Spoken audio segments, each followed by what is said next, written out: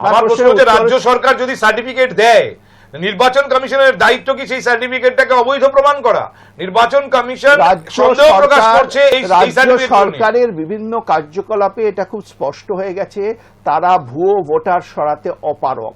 সেখানে দাঁড়িয়ে নির্বাচন কমিশনের দায়িত্ব হচ্ছে, যে রাজ্য সরকার প্রশ্নের ঊর্ধ্বে নয়, যে কোনো রাজ্য সরকারের কাজকর্ম তারা স্ক্রুটিনাইজ করতে পারে। সংবিধানের 324 ধারায় ইলেকশন কমিশনকে এই ক্ষমতা দেওয়া আছে। রাজ্য সরকার সংবিধান মানছে না, সেই জন্য তারা সিএ মানে না। সিএ কিন্তু দেশের আইন, দেশের আইন তারা মানছে না।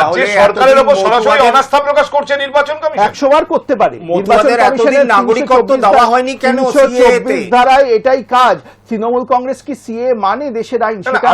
আমি পার্থ আপনার কাছে জানতে চাই, এটা তো সরাসরি অ্যালিগেশন, মানে নির্বাচন কমিশন মনে করছে রাজ্য সরকার অবৈধভাবে কিছু অবৈধ বসবাসকারীকে ডোমিসাইল সার্টিফিকেট। আমরা তো এটাও মনে করছি যে নির্বাচন কমিশনার পক্ষপাত দুষ্ট, কারণ জ্ঞানেশ কুমারের যে ইতিহাস, পূর্বতন ইতিহাস আপনারা খুব ভালো মতো জানেন। তিনি কার দপ্তরে ছিলেন, সেই দপ্তরে থাকার জন্য আপনাদের মুখপাত্র তাকে গব্বর সিং এর সঙ্গে তুলনা করছেন। হ্যাঁ, অবশ্যই।